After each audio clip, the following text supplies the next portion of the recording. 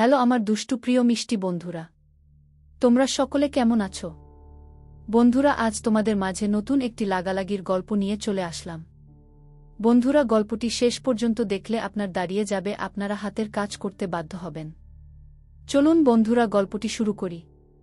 Media জগৎ খুব একটা সুবিধার না, এটা আবারও প্রমাণ হল। সমুদ্র ভাইয়ার সাথে ঘটা ঘটনাটা নিয়ে নেট দুনিয়া খুব থেকে খুবই উত্তাল ছিল। মিডিয়ার লোকেরা এটাকে খুব থেকে খুবই বাজেভাবে উপস্থাপন করেছেন, কিন্তু বুদ্ধিমান পুরুষ সে খুব সহজেই বিশ্বাসটাকে হ্যান্ডেল করেছেন, যা সত্যিই প্রশংসনীয়। কেটে গেল আরও এক সপ্তাহ। সমুদ্র ভাইজা আগের থেকে অনেকটাই সুস্থ আছেন, কিন্তু ইদানিং সে খুব থেকে খুবই ব্যস্ত। খুব বেশি একটা সময় তাকে ঘরে পাই না। রোজ সকালে বের হন আর রাতে ফিরেন। এখনও যে ভালোমতো সুস্থ হননি সেদিকে খেয়ালই রাখেন না। ধেত, ভালো লাগে না তার চিন্তায়। এদিকে আমার কলিজার পানি শুকিয়ে যাচ্ছে। রগজটা করে যে রাজনৈতিক রংমহল ও উত্তাপ, তেমনটা ও না। বুঝে আসছে না উনি করছেনটা কি। এই তো বিকেল সন্ধ্যা বেলা কোথায় থেকে যেন বাড়িতে এলো, নিজের রুমে গেল, ল্যাপটপ একটা ফাইল সহ নিয়ে গট গট করে বের হয়ে গেল। আমি যে তার সামনে ভোমরার মতো ঘুর ঘুর করলাম কিছু কথা বলার জন্য, সেটা উনি খেয়ালই করছেন না। মানে কি? আমার মতো একটা জলজান্ত মানুষকে তার চোখেই পড়ছে না। মনটা বিষণ্ণতা উবে আছে, সে কি আমাকে ইগনোর করছে? কিন্তু কেন? বিশাল বিলাসবহুল একটি রিসোর্টের সামনে এসে থামল সমুদ্রের গাড়িটা। পরপর আরও দুটো গাড়ি। সমুদ্র নেমে সোজা ভেতরে চলে গেল। হুডি পরা একটি লোক দাঁড়িয়ে আছে। তার আশেপাশে কয়েকজন গার্ড মাথা নিচু করে দাঁড়িয়ে আছে। লোকটি খুবই মনোযোগ দিয়ে দূরে কোথাও দৃষ্টি নিক্ষেপ করেছে। দেখে বোঝা যাচ্ছে না সে কি প্রকৃতি দেখতে ব্যস্ত, নাকি চিন্তিত, নাকি গভীর থেকে গভীরতর প্ল্যান কষতে। সমুদ্র তার গার্ডদের দূরে রেখেই হুডি পরা লোকটির দিকে এগিয়ে এলো। হুডি পরা লোকটি পিছনে না তাকিয়েই বলে উঠল, ওয়েলকাম এমপি সমুদ্র শেখ। ইনভাইট করে নিজেই লেইটে পৌঁছালেন, মন্দ নয়।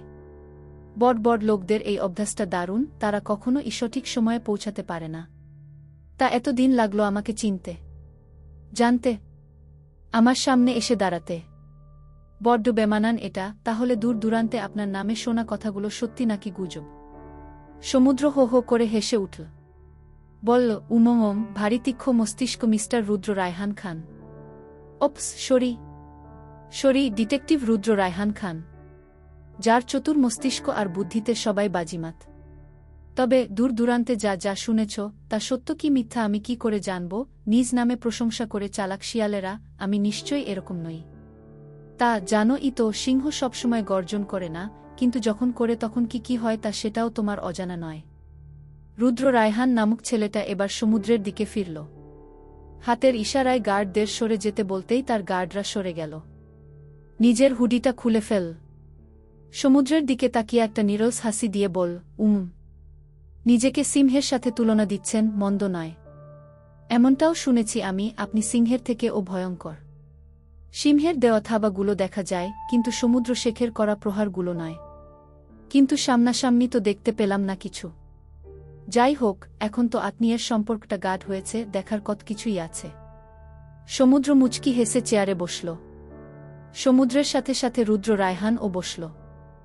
সমুদ্র হাতটা উঁচু করতেই একজন গার্ড সমুদ্রের ল্যাপটপ সহ ফাইলটা দিয়ে গেল। সমুদ্র, কথা প্যাচ গোছ আমার পছন্দ নয়। কথা আমি সরাসরি বলতে পছন্দ করি। আজ তো লম্বা সময় ধরে কথা হবে, তার আগে কিছু একটা জানতে চাই। আমার চড়ুইয়ের পিছু কেন পড়েছ? উদ্দেশ্য কি? উদ্দেশ্য যাই হোক না কেন, সমুদ্রের জিনিসের প্রতি কেউ চোখ তুলে তাকালে সমুদ্র সেই চোখ তুলে নিতে দুইবার ভাবে না। কিন্তু তুমি তো হৃৎপিণ্ডের দিকে হাত বাড়িয়েছ, নিশ্চয়ই জানো এর পাল্টা জবাব আমি চাইলে তোমার জীবন নিয়ে দিয়ে পারি। কিন্তু রুদ্র, সম্ভাবনা নেই তা বলবো না। অবশ্যই সম্ভাবনা আছে। যেই সমুদ্রের কর্মকাণ্ড রাজনৈতিক রংমহলের প্রতিটা রন্ধ্রে রন্ধ্রে ছড়িয়ে আছে, যার নামে লোক যমরাজাকে ভয় পায়, সে পারবে না তা বলাটা বোকামি। তবে আপনার চড়ুই আমার বেলা বড্ডই অদ্ভুত, ভয়ঙ্কর একটা সত্যি। আমি তো ছেলেটার হাত কেটেছি, লোকটার চোখ কেড়ে নিয়েছি, কিন্তু আপনি? সমুদ্র নিজের মাথার চুলগুলো টেনে বাঁকা হাসি দিয়ে বল, জীবন। চোখ তুলে বাঁকা হেসে, আমার প্রিয়তমা চড়ুই বউয়ের দিকে যে বাঁকা চোখে তাকাবে তাকে তার জীবন দিয়ে মাসুল দিতে হবে। রুদ্র, বেলা, বড্ড আফসোস আমার জীবনের প্রতি। কেন? সময়টা আমি পেয়েও দেরিতে পেলাম কেন? বেলা আমার নিকটবর্তী হয়েও আমার থেকে এক আকাশ সমান পরিমাণ দূরে। জানবেন, আমার দেখা পাওয়া বেলায় সেই লগ্নটা। সমুদ্র স্মিত একটা হাসি দিল। অর্থাৎ সে শুনতে আগ্রহী। রুদ্র, ফারহান সাহিল, আপনার ছোট ভাই, আমার দুলাভাই। বড্ড বেশি অভিযোগ আপনাদের পরিবারের। আমার বোনটাকে শ্বশুর বাড়ির স্বাদটা ও নিতে দিল না। তবে দোষটা কারোরই নয়, অগোচরে ভাগ্যের আর আপনার ছোট ভাইয়ের, যার কারণে তিনটা জীবন জ্বরে গেল একজন জ্বরে যাওয়ার পথে। সেটা আমার বোন। সমুদ্র চোখ মেলে তাকালো, অর্থাৎ সে আরও বেশি শুনতে আগ্রহী। রুদ্র রায়হান দীর্ঘ বড় একটা নিঃশ্বাস ছাড়ল, বলল, আপনাদের পরিবার ফারহানকে ত্যায্য পুত্র করার বছর দুয়েক পর আমার বোন নতুন এক অস্তিত্বের সন্ধান পায়। কিন্তু অভিশাপ নাকি কখনো পিছু ছাড়ে না। ফারহানের করা পাপের মাসুল দেয় আমার বোন আর তার পেটে থাকা 5 মাসের বাচ্চাটা। রাস্তা পার হওয়ার সময় গাড়ি অ্যাক্সিডেন্টে আমার বোন তার বাচ্চা হারায়, সাথে হারায় সারাজীবন মা হওয়ার স্বপ্ন। তার উপর আমার কলিজার বোন এত গভীরভাবে ক্ষতিগ্রস্ত হয়, তার 2 মাস পর সে প্যারালাইসিস হয়ে যায়। সবকিছু শুনতে পায় কিন্তু বলতে পারে না। চোখগুলো দিয়ে শুরু পানি ঝরে। প্যারালাইসিস হয়ে যাওয়ার আগে বোন বলেছিল, আমি যেন ফারহানকে কোনো শাস্তি না দেই, ওর শাস্তি ও ধীরে ধীরে পাবে। ওরে যেন আমাদের পরিবার কিছু না বলে। বোন যেমন ভালোবাসে ঠিক তেমনি সমান পরিমাণ ঘৃণা করে। প্রতি সপ্তাহে একবার ফারহানকে যেন ও দেখতে পায়, তাই প্রতি সপ্তাহে ফারহান বোনকে একবার দেখার সুযোগ পায়। সমুদ্র, তারপর রুদ্র, বোনের অ্যাক্সিডেন্ট হওয়ার কয়েকদিন পর আমি দেশে ফিরি। দেশে ফিরে বোনকে হাসপাতালে পাই। বোন সবকিছুই খুলে বলছে আমায়। আমার এই বুকে আমার বোন কত যে কান্না করেছে ভাই হয়ে এ জীবনে, ওই সময়টুকু আমি কি করে ভুলি বলেন। চোখের কোণে থেকে পানিটা অগোচরে মুছে নিয়ে আমি খোঁজ লাগানোর পর জানতে পারি, নাদিয়া নামের মেয়েটির কারণে এত কিছু ঘটেছে। আর নাদিয়াকে খুঁজে পাওয়া যাবে ঝিনুক নামক মেয়ের সাথে সাক্ষাতে, কারণ তারা বেস্ট ফ্রেন্ড। তখনও আমি জানতাম না নাদিয়া দুনিয়া ছেড়েছে আরও বছর দেড়েক আগে। সময় করে একদিন বের হলাম আয়াতুল ফারিন ঝিনুকের উদ্দেশ্যে। কিন্তু আল্লাহর লীলা খেলা বড়ই অদ্ভুত। সেদিন ফারহান ও ঝিনুকের সাথে দেখা করতে যায় বেলা সেবার কলেজের গণ্ডিতে।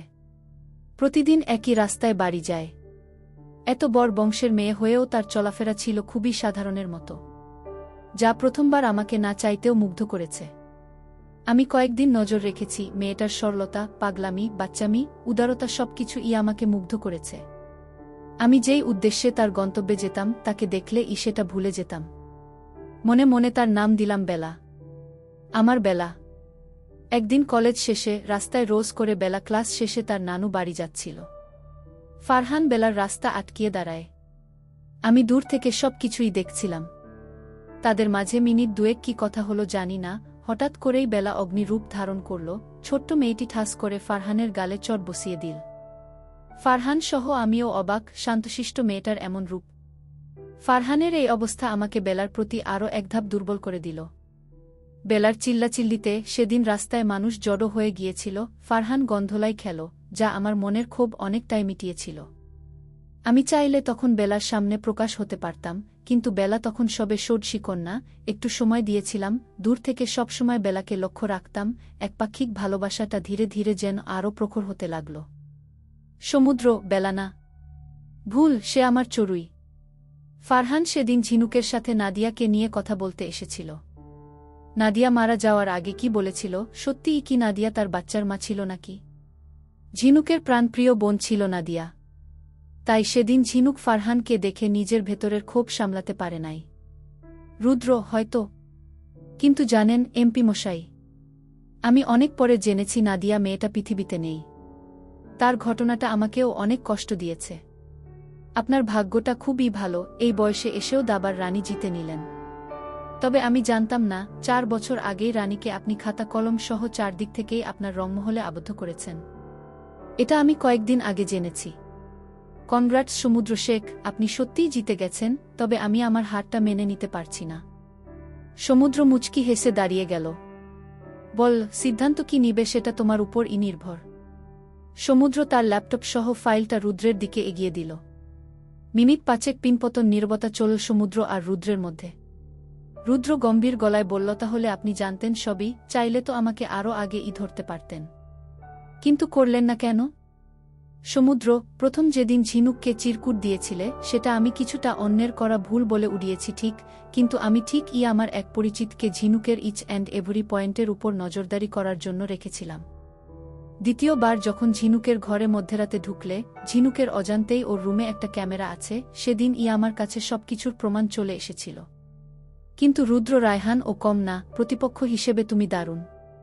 তুমি ঠিকই তোমাকে চারদিক থেকে কভার করে রেখেছিলে। আমি তোমার পরিচয় বাদে সবকিছুরই প্রমাণ নিজের কাছে রেখেছিলাম। তারপর মল থেকে শুরু করে বিয়ে বাড়ির সেন্টার সহ চড়ুইয়ের সামনে আসা পর্যন্ত প্রতিটি পদক্ষেপের প্রমাণ আমার কাছে আছে। এখানে আছে, দেখো। তুমি সহ সবাই ভেবেছিলে নাজিম এখানে সবকিছু সামলাতে ছিল, কিন্তু না। সমুদ্র এত কাঁচা খেলোয়াড় না, কাঁচা খেলোয়াড় হলে এত কম বয়সে রাজনীতি যে আসত না। রুদ্র, আমার এত সূক্ষ্ম চাল আপনি ধরে ফেলেছেন। আপনি যতটা উপর থেকে নিজেকে দেখান তার চেয়েও গভীর জলের মাছ। সমুদ্র, আমি আব্রাহাম ফারহাদ সমুদ্র শেখ। কখনো ঢাকা বিশ্ববিদ্যালয়ের প্রাঙ্গণে আমার নামে আড়ি পেত, খবর আরও বেশি জানতে পারবে। রাজনীতির রংমহল উৎপন্ন যেই বংশের রন্ধ্রে রন্ধ্রে, সেখানে তুমি খুব নিতান্ত একটা সুতলি। রুদ্র, এইসব প্রমাণ দিয়ে তো আমাকে রুখতে পারবেন না। তাহলে এগুলো? সমুদ্র, আমি জানি আমি এইসব প্রমাণ দিয়ে তোমার কিছুই করতে পারব না। তবে তোমাকে এখানে ডেকেছি দুটি কারণে। প্রথমত, আমি চাই না তুমি আমার ভয়ঙ্কর থেকে ভয়ঙ্কর রূপ দেখো, আর দ্বিতীয়ত, যাকে বেলা বলছো সে কি তোমাকে চায়? রুদ্র মুচকি হাসি দিল। বল, আমি আপনার কথা বুঝেছি, আপনি চাচ্ছেন আমি কোনোরকম দ্বিধা ছাড়াই সরে দাঁড়াই। হ্যাঁ, আমি বেলার সাথে শেষ সাক্ষাতের সময় থেকে অনেক ভেবেছি, পরিশেষে আমি ও সিদ্ধান্ত নিয়েছি, আমি না হয় দূর থেকেই ভালোবাসি, একপাক্ষিক সুন্দর ভালোবাসা, আমার পবিত্র ভালোবাসা। তবে বেলার সাথে আমি শেষবার আবারও দেখা করব। শেষবার? সমুদ্র মুচকি হাসল। রক্তপাতহীন এক নীরব যুদ্ধে সে জয়ী হয়েছে। সে চায় না মুনতাহার জীবনে কোনো প্রভাব পড়ুক। তাই তো এবারের পন্থাটা অন্যরকমভাবে অবলম্বন করেছে। সবসময় ক্ষমতা দিয়ে জয়ী হওয়া যায় না, কিছু সময় ভিন্ন পথ ও বেছে নেওয়া দরকার। রুদ্র হঠাৎ করেই এগিয়ে এলো, সমুদ্রকে জড়িয়ে ধরল। সমুদ্র কিছুটা হতভম্ব হয়ে গেল। রুদ্র সমুদ্রের কানে ফিসফিস করে কিছু বলল, সমুদ্র চমকে উঠল। তারপর একটু জোরেই বলল, আমার বেলাকে রাজরানীর মতো আগলে রাখবেন মিস্টার শেখ। না হয় কখনো যদি জানতে পারি আমার বেলা কষ্টে আছে, সেদিন বেলাকে উঠিয়ে নিয়ে যাব, আপনার 4 বাচ্চার মা হয়ে গেলেও। রুদ্রের চোখে জল ছলছল করছে। সমুদ্র জানে এই ব্যথাটা নিরাময়হীন। দুজনের কেউ একজন জিতবে, কেউ কাঁদবে। পুরুষ অতি সহজে কান্না করে না, যতক্ষণ না খুব শখের কিছু ত্যাগ করে।